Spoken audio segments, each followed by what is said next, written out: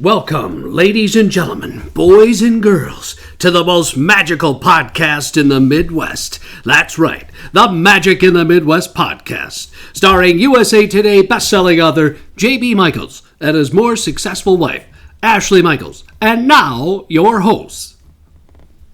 All right, everybody, welcome. Thank you so much, announcer.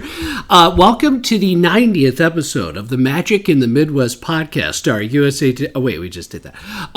Starring JB and Ash. The great thing about this podcast is it's brought to you by the many works of JB Michaels. A new book is dropping in September called Raftery's Ghost in conjunction with the 100th anniversary of The Little Traveler in downtown Geneva, Illinois, on the charming and delightful 3rd Street. So it's pretty great. It's pretty exciting, and I'm very pumped to get it going.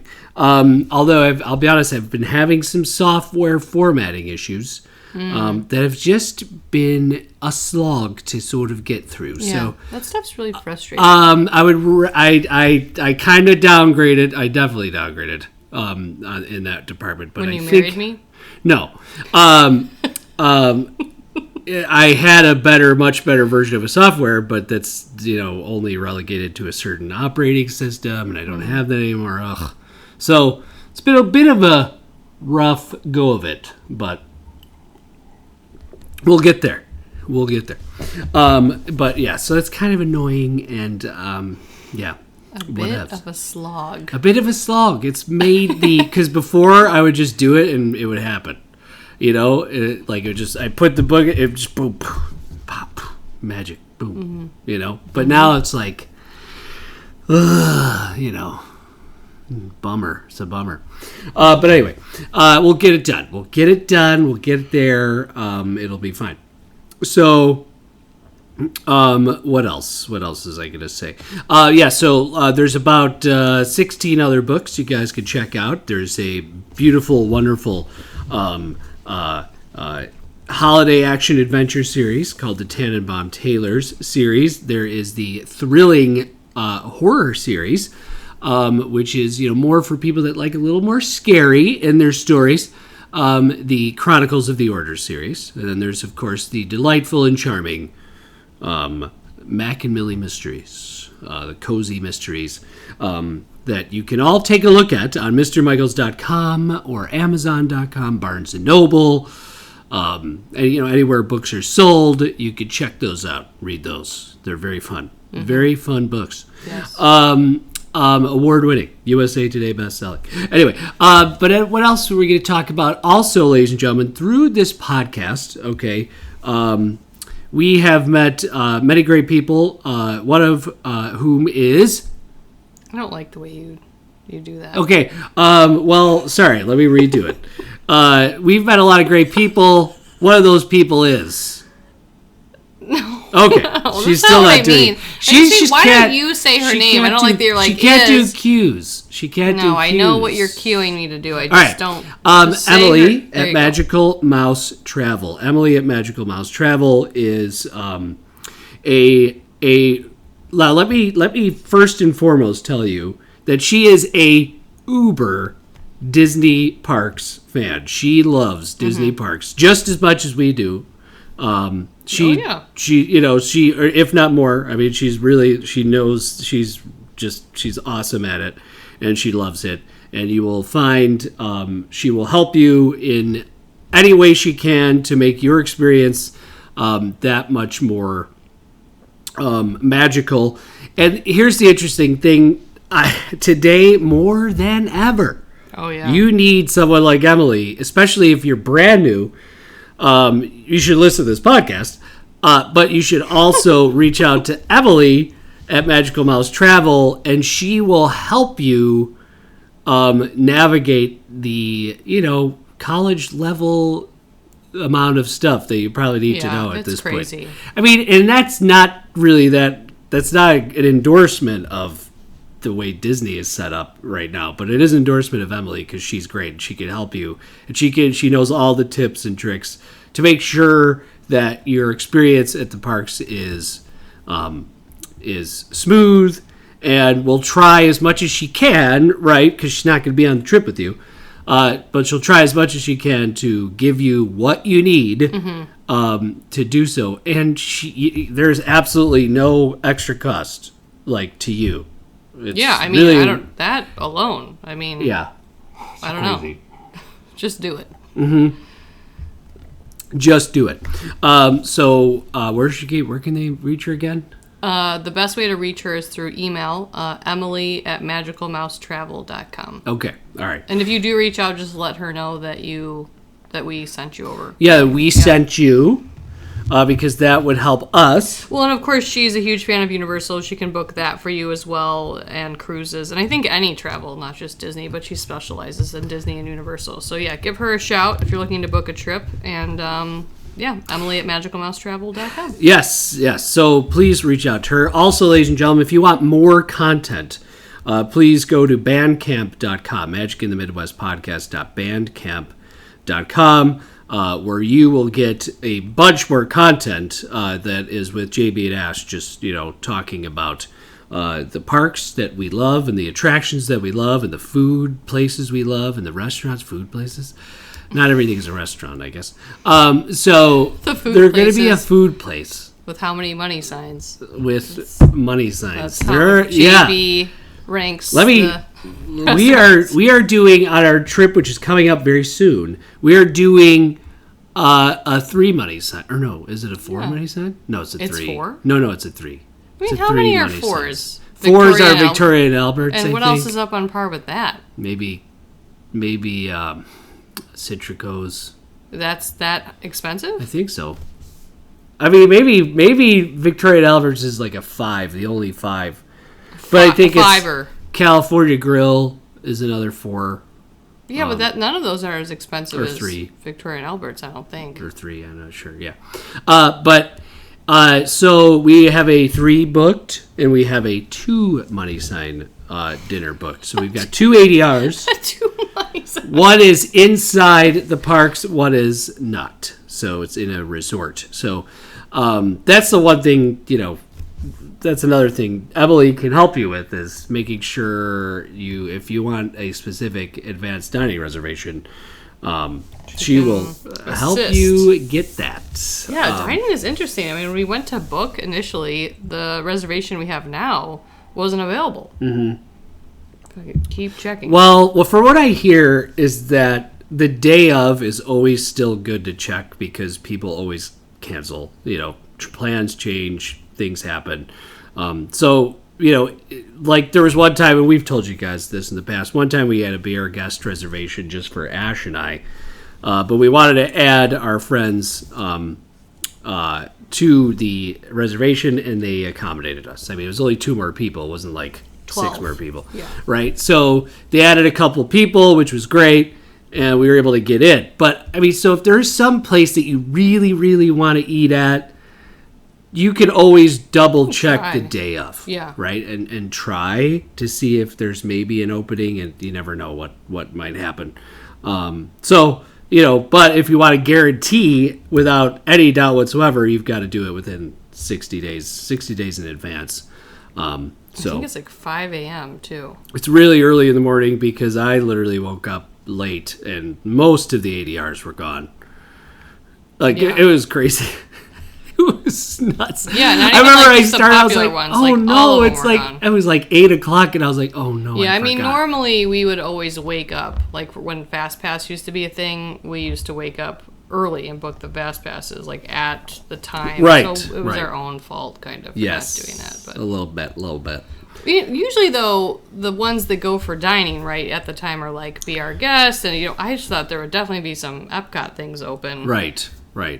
Well, I don't know. You guys, we are going to be heading into new territory soon. So the podcast will be rich with content and reviews of things that we are going to. Well, we're going to do our normal daily, run through, but we're also going to talk at length about the things that we're doing, because we've added a lot of things, so there's going to be a lot of things to talk about, coming soon on the podcast. So it's gonna be, it's just one of those things where, I think here's an interesting thing. We just asked Katie, our Universal expert. She just went and took her family to Disneyland, and I asked the question. Now, listen, for Disney fans like myself and Ash. There's no real ranking, right? You don't really put one over the other because they're all Disney. But I asked her, well, what did you like better, Disneyland or Disney World? And she's been at Disney World many times. She's been at Disneyland not that many times. And she said Disneyland. Yeah, well, first of all, I don't think you should speak for me because I've never been. I didn't. You said for me and Ash. It's for you. I've never been there. No, I was talking about in context of just being Disney parks. I guess, but I mean, I know people that just really love Disneyland more or rank Disney World higher. I think it just depends on the kind of person you are and what you value. But, they both offer different things. Okay. I think. Okay, so I then asked, her response, which she's a fan of the podcast. I think we could talk about, not exact words, but we could talk about what she said. She basically conveyed that, now listen, Katie is a Universal Orlando fan more than we are, not more than we are, but she loves Universal the most. She likes Disney, but I feel like she loves Universal. That's like her thing. Yeah, it's her thing, and that's awesome. And so she's more of a Universal Orlando fan, which is interesting because if you were to compare Universal Orlando with Disneyland, they're very, very similar. Like in terms of setup. Yes. Just the fact there are two parks. I mean, at this point there are two parks, and they're all within walking distance of each other, and there's resort areas as well, and there's a downtown Disney. There's a City Walk, which is downtown Disney. So, so it's very similar in setup, and which makes things, I mean, let's face it, you don't have to go sit at a bus stop. You don't have to go sit at a bus stop or get on a boat or get on the Skyliner or do any of that. You can just walk everywhere you want to walk to. Right. So I think that does sort of give you the sense that things are a little bit more relaxed in that way. She said everything and everyone was very, was way more relaxed, is what she said. She mentioned the castle. She liked that they were actually able to walk around and see it and all that stuff. Whereas Disney World, you really, you could walk through it, or you could go to Royal Table. There's no other, attraction, right? So some obvious differences, but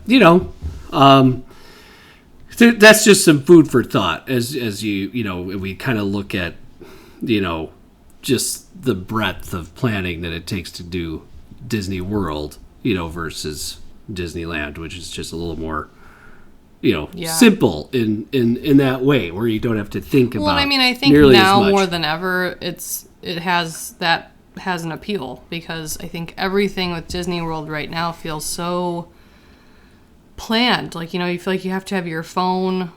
I mean, I think we're going to feel that. It'll be interesting to see how it actually plays out when we're there. But even just the last few times you're there without Genie Plus, the dining situation with the planning your food pickup 3 hours before, and always, one of her comments about Disneyland was that it was a sold-out day, so it was packed when they were there, and they were able to go, grab a drink, randomly. They still were doing it. You know what I mean? Like, it wasn't like you couldn't walk in there, couldn't go in there, or it was so crazy that you couldn't get in.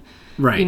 And I think, for people that go to Orlando a lot, that's the vibe you get at Universal. I mean, I know that's definitely how I felt when we were there. And don't get me wrong, I love Disney. I think it's the best, but there was something really nice about having it feel a little bit less intense in that way. I mean, the reality, though, is we could sit here and talk about that, but Disney World is so much bigger.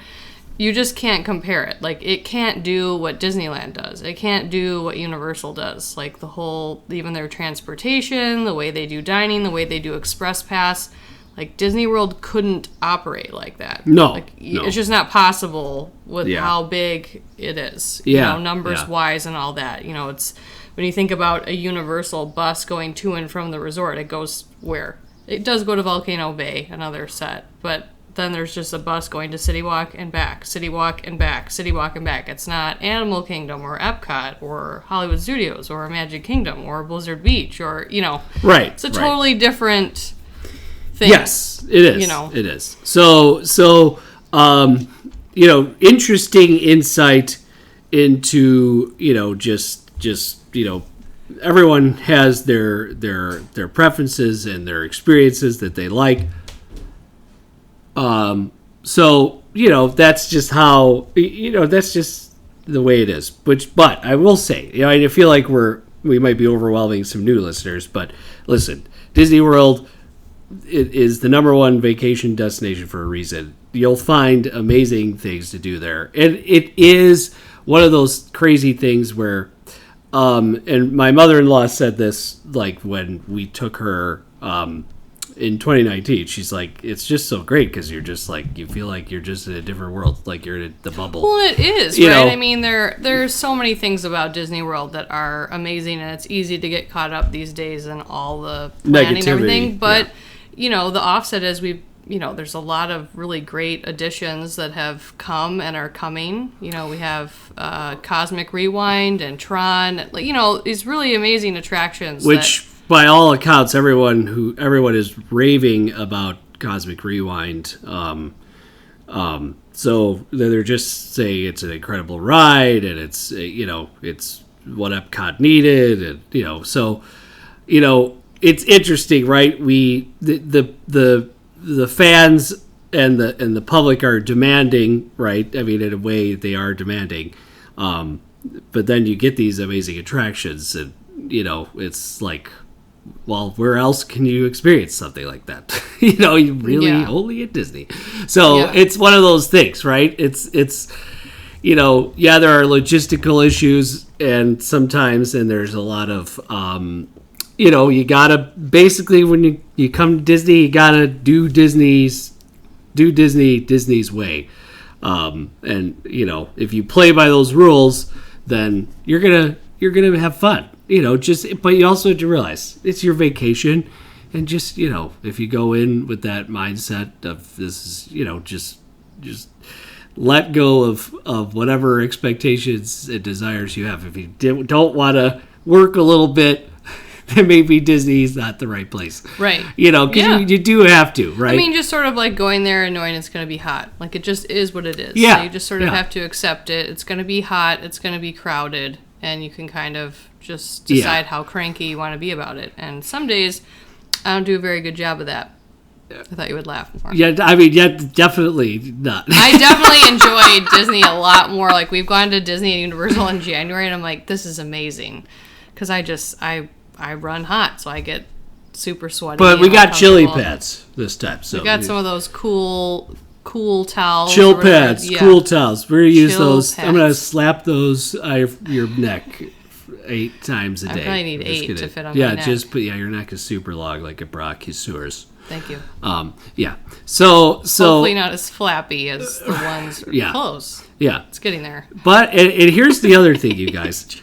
I need a reverb. Stop it. Here's the other great thing you need to realize and think about, right? Is that, you know, you can, if you want to, you could do it how, like, yes, when you're in the parks, you should probably try and do the Disney rules, right? The Disney way, because if you're walking at 11 and stuff, which we've talked about so many times, but if you walk in at 11, you're walking into a mass of people, because that's where everybody decides to come in. Mm-hmm. And that's just how it is. You know, you will still be able to get on a bunch of things.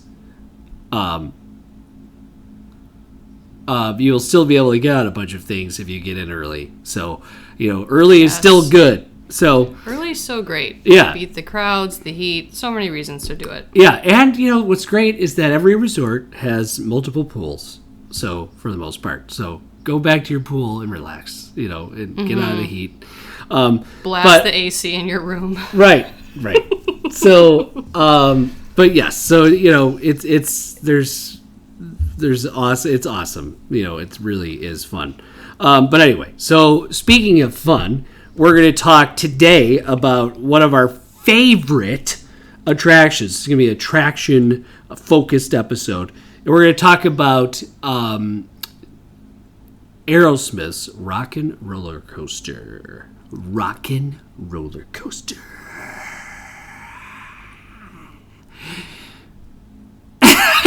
Help me out. You're just going to let me... Well, what do you want me to say? Okay, Yay! so Aerosmith's Rockin' Roller Coaster, Yeah. Which is actually on the Sunset Boulevard part of the Hollywood Studios, which actually opened much later than Disney's MGM Studios. That expansion was not there for I think at least like 10 years or so until they decided to add it. Maybe not 10 years. 10 years. I'm going to say it was like 8 years after I would say 6 to 8 years. They decided to open up Sunset Boulevard, and you then got Tower of Terror, and then Rockin' Roller Coaster, and of course Fantasmic is over in this part of the park as well.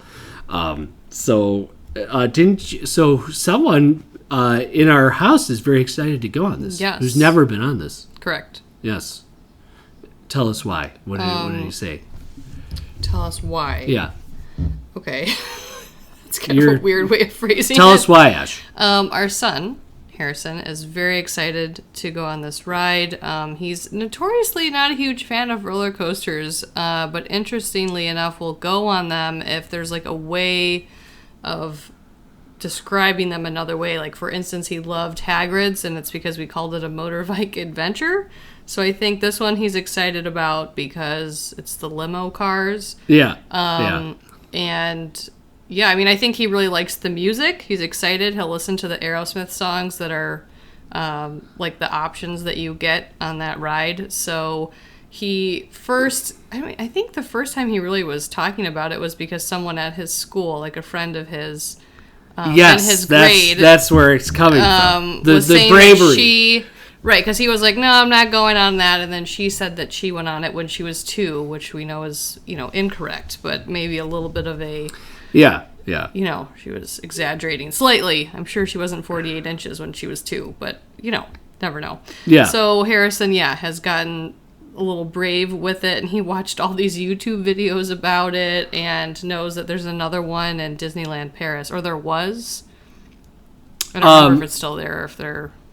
Is there one in Disneyland Paris? A Rockin' Roller Coaster? I thought so. Maybe.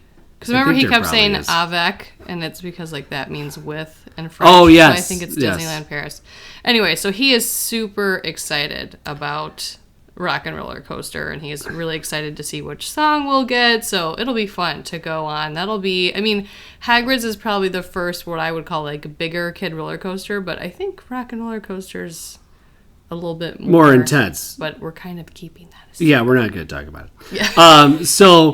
Because once he's on, it's too late. Right. So I was right. So Tower of Terror opened earlier, and then in 1999, in this area of the park, is when Rockin' Roller Coaster opened. So July 29th, 1999, as the Phase 2 expansion is what it was called at Sunset Boulevard. So that is pretty fantastic. So here's the thing about... Rockin' Roller Coaster, Ash. Mm-hmm. Went back in the day when there was just Fast Pass, where you would no one had a Fast Pass Plus, and no one had any GD Plus, or any paid Fast Pass whatsoever. You just would go grab a Fast Pass at the kiosks. The kiosks that were to the right of the standby entrance. and you would just put your ticket in and pop out a ticket to get on Rockin' roller coaster. And usually Rockin' roller coasters, fast pass would go pretty quickly. So you would have to go make sure you got there right as you walked into the park, basically. Run over to Sunset Boulevard and get your fast pass. I remember doing that. Yeah. So get your fast pass for Rockin' to make sure you could come back, hopefully not at a super late time, and ride the amazing Rockin' roller coaster. Now, here's the thing about Rockin'. The line queue, because it's very popular, and because it's a coaster that, is, the capacity is not super great, so it does kind of take a little bit, like you're waiting in the line more. But the line queue on the outside is just not super great. No. It is covered. I'll give it that. Yeah, but it's somehow, even though there's fans, it's not very cool in there. No, it just feels really warm. Now, it's not as hot as the inside portion of the whole coaster. So it's the worst queue I've ever been in my entire life. Right, which is a similar coaster, actually. And they both opened, I think, in the same year. So, yeah. So, yeah. It sounded like I was super into that. Oh, my lord. Okay, so... oh, dearie. Yes. All right. So anyway, the outside's not great, but then you start, once you get up the ramp, you go up the ramp and you turn, you go up the ramp again, and you turn right and you head into G-Force Records. Mm-hmm. You start seeing the posters for G-Force Records, and like the various artists that G-Force Records, signs. Right, and you walk in, and there, to the lobby of G-Force, and there's a big G-Force Records logo on the ground, and you're in this like rotunda, like a small circular room, okay, that has like all the posters in it, and so that's really neat. Okay, and then you get to do a little tour of G-Force Records, and then you walk into the sound booth area where they record, the sound stage. So great, area. I love it. Yeah, the sound recording studio. And there it is. Then you have the screen behind. Well, the screen's in the back, but in front of you, you could see like the recording equipment and the instruments and stuff like that, which is really cool.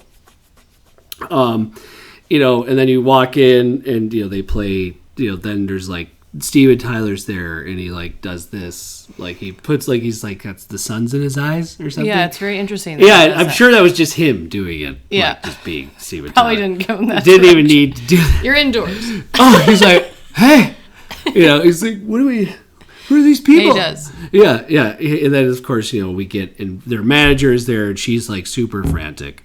Right, because all of a sudden Steve and Joe and the rest of the Aerosmith guys are like, we have to invite them to the concert. Right, look at these peeps. Give them a ride to the concert. No one can see you, so you got to stop. I know. I keep doing this blocking the sun thing. This is a missed opportunity. We got to get this on video. You're right. We just need like a background. We can't do it like this. No, we can't. Maybe I can have JP build something. Yeah, we could have JP build something. Get over here. Build our table and build something else. Build a studio for us. Thank you. They could be like partitions that we could take down. Like we could store them in the garage. Yeah. Okay. So this is actually cool enough. Interestingly enough, this is actually one of the. I guess arguably, since you're gonna be late, right? You have to get to the concert on time. That's maybe the problem. But really, this is there's if you think about it, most attractions have a story that there's a problem that happens. Like here's a major problem. And that's the thrilling aspect. Not our dino. Yeah. The boat going the wrong direction on Jurassic Park gosh. Adventure. And you see the compies doing this, like bobbing on the boat. Right, and then all of a sudden the siren starts going off. The raptor pen is there, and it's all and it's kind messed of, up. And you're still moving slow. Yeah. So it's like eerie because it's like a problem, but we're going real slow towards it. Well, Rockin' Roller Coaster, there really is no, like, major problem, right? There's no... It's just, we want to get you guys to the concert, and the manager's, like, super stressed about it and put you in the super stretch. Super stressed. Super stressed. So you get in, and she's like, all right, fine. Better make it what did she say? Oh, yeah, better make it a super stretch. Isn't that what she says? Oh, love it. I know. You can tell when there's a lot of people in there that have been on it before. They're all saying it at the same time. Yeah, you're right. It's exactly right. The manager summons a super stretch limo. Better make it a super stretch. I mean, it's just so great. How about some backstage passes? Steven Tyler says, and then Joe's like, I love that idea. Yeah, whatever. So it's just a lot of fun. So then you're supposed to, we're going to the Forum in Los Angeles. Like, that's where we're going. Kind of a quick note. Yeah. That recording holds up a little bit better than the Fast and Furious screen stuff. Yeah. Pre-show. Oh, yeah. Definitely. I mean, this one's a little cheesy, but you can kind of... Yeah, but it's general enough where it still applies. Yeah, the Fast and Furious one I don't think was intended to be jokes, but the cast at Universal has had to... Oh, yeah, they basically rewrote the script to make Fast and Furious Supercharged sort of the Jungle Cruise of Universal Studios. Florida. I mean, like, I was very entertained. Their portion. I loved it. Yeah. I loved it. I actually really it's I think the best part of the attraction. It is. And you're attractive. Anyway. Thank you. But anyway, so you... There's you really... want to talk about that more. There's really no, like major issue, which is kind of refreshing because in every other major ride there's usually something's wrong, right? That you've got to fix, like the Time Rover. Don't make fun of the Time Rover. Like the Time Rover goes I would back drive in time. a Time Rover around. So you go, then you walk. Then right after the sound studio portion is over, they play "Walk This Way," which is perfect because it's the pre-show, so then the doors open and you need to walk this way. Yeah, it's like and I do a little dance. And then do you? Yeah, I do. You must always be behind me. And Emily used to do this dance, and I still do it, but no one watches me. So I've never noticed it. I do like a little step toe dance, little step. I want to see it. I get step. I don't think you do. I would have noticed. Step, no, because you do the valves, and I'm aware of that. I know your little things that you do. Right. That's not one of them. Right. Okay. So you're a liar. You walk out into an alleyway in Guys, LA. This is where the energy just picks up. Right. You're in an alleyway. There's neon signs. The tunnel to get to the Forum is right there. Whoa. You see the super stretch limo before you, a.k.a. the train for Rockin' Roller Coaster. Yeah, it's a super stretch limo. Even though it's a super stretch limo, guys, you got to keep the theme. It's Disney, okay? All right. So that's half the fun is just being part of the imagination, right? So it's a super stretch, okay? And then I'm running low. I need food back. Yeah, you're really forcing it right now. And then, there's the big, there's like a sign, a light up sign that counts down, and launches and here's each Steve and limo. Tyler counting counting down from 5. So it's from 10? 10, 5. No, I think it's, you said 5 and I started with 10, so it was in the middle. Maybe he does do it from 10, I'm just not aware of it. I thought it was 5. Maybe it's only 5, but we're going to check. I think it might be 10. Maybe, I don't know. I'm not willing to bet on it because I'm really not sure. Yeah, so you get, you get ready to rock and roll, guys. You get launched. So so then we walk through, that area, and there's like a fence, like a gated fence, regular iron fence. Because you're in the alley. Because you're in the alley. Limo's on the other side of the fence. Right.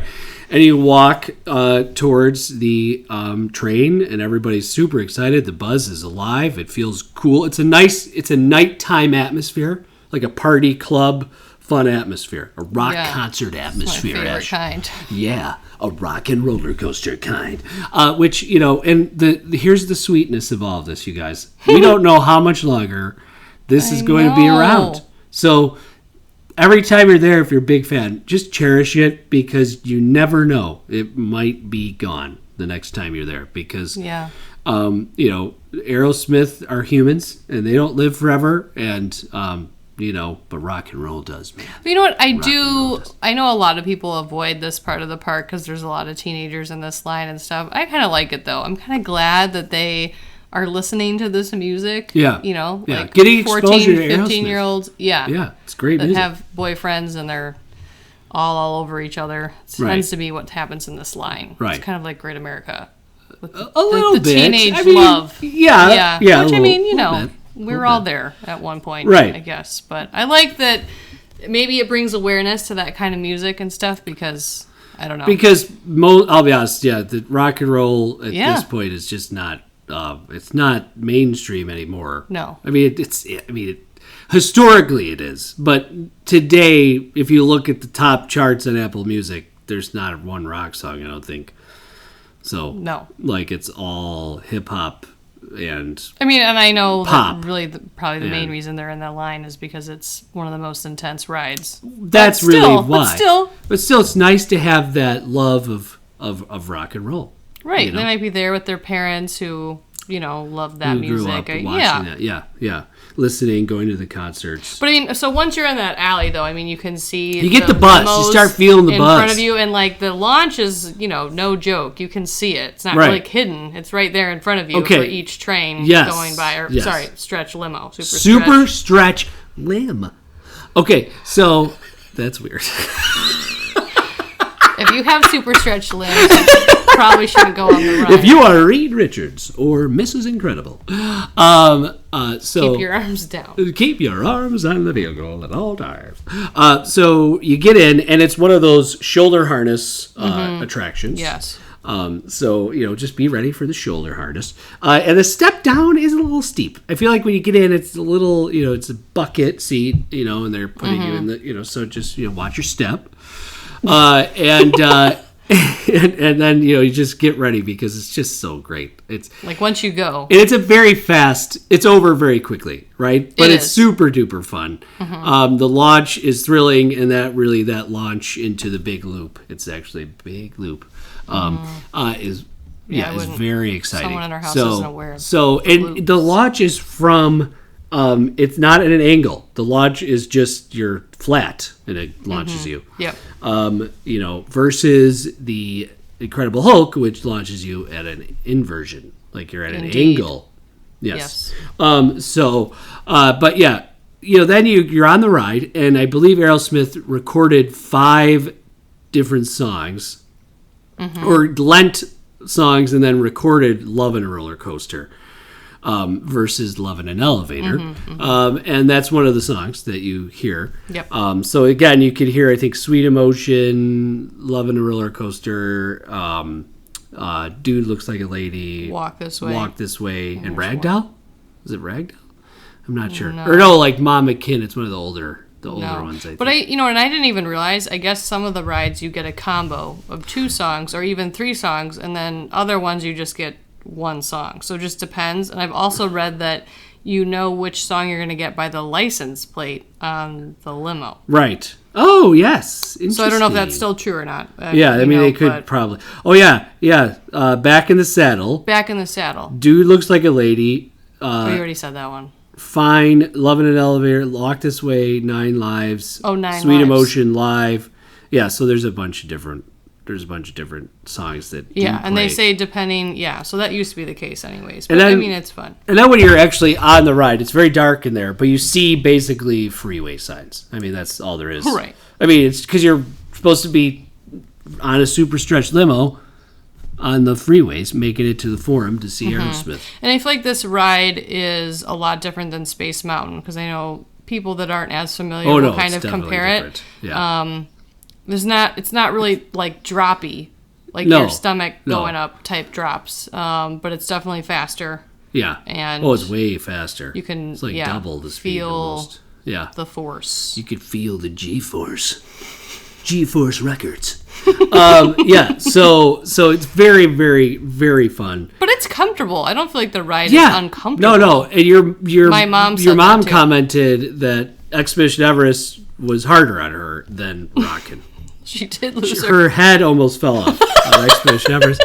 The first coaster we go on our last trip, I thought I killed her. I was like, well, I think there she goes Beck. I think in their minds, because my dad said the same thing. He didn't go on Rockin' Roller Coaster, but he thought that Everest, it was more than he was expecting. And I think in their minds, it was like, we're here at Disney. They just didn't think there were going to be like intense roller coasters. I just don't think they were ready for that, expecting it, because most of that ride, I mean, Rockin' Roller Coaster is all indoors. You only see the beginning. Yeah. And then Everest, you do see them, come down that one part of the mountain, like at the end. Right. But you don't really know what most of the coaster is like, I guess. Right. You don't. You don't. So I remember when I got off the ride with Dad, he was like, well, that was just more intense than I thought it was going to be. But his head almost didn't roll off. So that's, he was able to. It's a fun one. But Rockin' is, I guess, smoother in some ways. I mean, I just feel like it's more, you're not really like dropping or... Yeah. No, but a lot of people get into like the time of a coaster, like Velocicoaster is also like a really quick coaster, but you also have to think like compared to a lot of other coasters like Everest, you have that really slow, start, and that all counts as part of the ride time. You know what I mean? Like a lot of roller coasters, you go up the hill, and that takes a long time to get up the hill, like maybe a full minute even, and that counts as part of the ride time. So if a roller coaster is 2.5 minutes versus a minute and a half, people will say that it's super quick. But really, you're just you're trading the launch for the time of slowly going up. That's true. That's so I just feel like that is not really. I love Everest too. So I mean, Everest is great. I love Everest too. It's just awesome. But Rockin' Roller Coaster is great. And I'll never, ever forget the first time we got off Rockin' Roller Coaster with my soon-to-be wife. She got off the coaster. She had her tank top on. I just remember her in some shorts, and she had her back strapped along the, my bag. Your bag, it's going, on an angle from your shoulder, diagonally. And I don't know why I'm having issues with that. I'm sure why everyone is concerned and I just about remember what I was wearing. The exact time. And we were what walking color was my tank top? I think it was like bluish. Was it bluish? Blue-green? I don't know. I have no idea what color I was wearing. And you were like, that was my favorite ride. This was so great. That was my favorite. The adrenaline hit. Yeah, she was great. She was really letting herself feel it, which is great, guys. You're on vacation. You're having fun on these great attractions. Well, it's just a fun. I mean, I don't know. Get into it. I still love it. I let love yourself Rockin' go. Roller Coaster. Just let yourself go. Don't worry about Just have fun. People are buttoned up. Just whatever. Get excited. Buttoned up. Get excited. You're on vacation. Just went on one of the best rides. So there you have it. We have a lot of great memories on that ride. We do. I also remember when our niece first went on, and she was so tiny. Yeah. Like her head didn't even go above the restraint. That was great. I was like, she was terrified. Fall out of there, or her face was absolutely terrified. So just a great place, great ride. And then and a ride similar is the Incredible Hulk coaster. I would say they both opened at the same time, really. I just want to say something real fast. Yes, go. I mean, I feel bad because we already spoiled it, but for those that haven't been on the Hulk coaster, spoiler, stop now if you don't want to be spoiled about what happens. But the launch, it's sort of a secret. That's not really the case. I mean, yes and no, but that's not really the case with Rockin' Roller Coaster because you see it every single time before you that's get true. on. Whereas Hulk, I was not expecting it. I was, 16 and not paying attention. I mean, obviously it's sort of clear if you're looking at the coaster from the ground. Yeah. Because you see people the coaster come out of the top of that tunnel. Right. But it just didn't really dawn on me because I was dumb. Yes. And young. And so I remember getting on the coaster. And we started, going up, and you just assume you're going to go up this slow launch, and that launch is in a tunnel, so you can't see it from the boarding area where the coaster launches. It's already out of sight, and you just, launch sort of unexpectedly in that tunnel. In the tunnel, on a 45-degree angle. I mean, I mean, it's, But so, I think it's almost, I mean, the anticipation is, which one do you think is better in terms of that? Because with Hulk, I almost feel it, I get more antsy because you kind of don't know when it's going to go. Yeah, whereas the other one is sort of you can countdown. hear Banner kind of turning into the Hulk, and then usually Was it always like that? I feel like it's kind of loud in there. It's hard to hear. It is kind of loud in there. But, yeah, so I will say this. I feel like Hulk is tougher on you. Yeah. You're experiencing more G's on the Hulk. More G's than you are on Rockin, I think. Yeah, I think so too. And Hulk is outside and Rockin is inside in the dark and the nice air conditioning. Hulk, like you said, the last time we were there, the line cube was not comfortable. And the single rider was a mistake. So, this is a disclaimer, I already talked about it, but guys, be careful when you do single rider at Universal. I feel like it never pays off. It can be tricky because sometimes you can just walk right on. Like a mummy, we walked right on. But that was but then look at what happened behind us. There was a huge line behind us. I feel like we sort of just hit at the right spot where there had just been a buildup before us, and then we got to kind of, but that was literally the only time that I've ever done single rider there where it worked out. Yeah. All the other times were a disaster. Yes. And I'm always like, never again. Yes. Yeah. So you both you have these incredible launches. They're both good rides. I will say that Hulk is tougher. I think we just say that Hulk is tougher on you. The queue is more built out. I think when you're in there, there's a lot to look at, but it's still not like, there's no pre-show. Really, I mean, there's stuff on screens and TVs. Feels like it takes forever to get up there. Yeah, it does. But I will say the pre-show for Aerosmith is cooler. Like you're actually seeing them, and it's a sound studio. The inside of the Hulk thing is like you're outside, just like a big circular thing. Well, it is. It's not actually indoors. Technically, it's just a shelter. It was hot. It was. But Hulk is definitely tougher on your body, for sure. Still a great ride, but. Rockin' is, they're both probably the same amount of time. Maybe Hulk is a little longer, or I don't know. We'd have to look. I'd have to look online. I don't know. I'm not sure. I don't know. Probably not. They might be the same. I just feel like when I'm on Rockin' Roller Coaster, I'm really enjoying it while I'm on the coaster. And Hulk, I feel like I'm kind of making it through it. Right. More. Yeah. I mean, it's fun, but it's also like, I'm hitting my head on this thing 8 million times. Like, I'm just more aware of it. They redid the track recently, too. So, I don't know. We'll see. But I think that's the nature of the different kinds of coasters. Like, you're underneath the track for Hulk, and your feet are hanging down, and I feel like those can kind of be a little bit more whippy. Whippy is a good word. Whippy, like the official term, I think that's what that is. Whippy. Yeah. So write it down. Absolutely.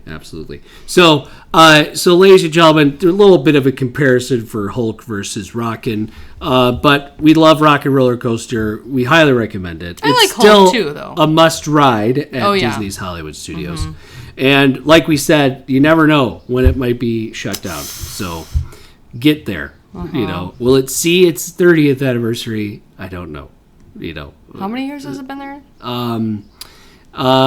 It opened in 1999. I mean, I don't know. It's always really crowded. Will it see its 25th anniversary? But I guess that's not always important. Maybe it will see its 25th, and then maybe that'll be it. We'll see. Maybe. But it's an amazing, amazing attraction. They wanted to get the Stones for it, but the Stones' fee was way too big.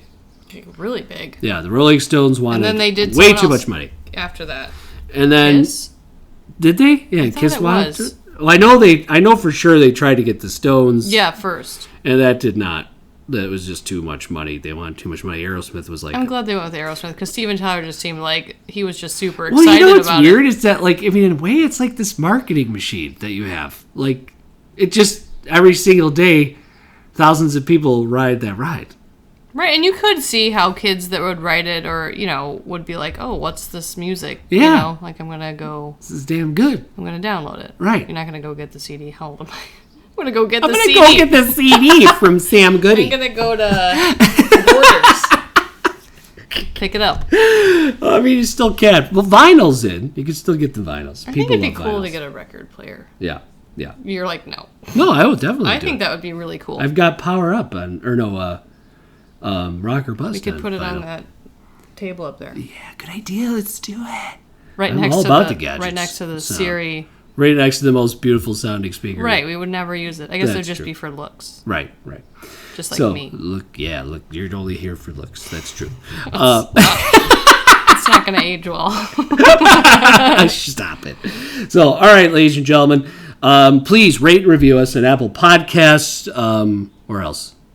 Spotify, Stitcher, Deezer, wherever you listen YouTube. Like and subscribe. Share the podcast. You guys rate and review us. Thank you to Vinny's mom, reviewer, this week who reviewed the podcast. Well, I feel like we know who that is. But yeah. Well, Vinny's mom. Just Vinny's mom. Vinny's mom. Thank you so much. Appreciate you and your kind words. And that really helps. So, geez, anything else? Magic in the Midwest podcast.bandcamp.com. Take a look into that. For as little as $3 a month, you can subscribe to that stuff. $3 a month. Yeah, it's crazy. So, all right, lazy. All right, lazies. All right, from the Midwest. See you later.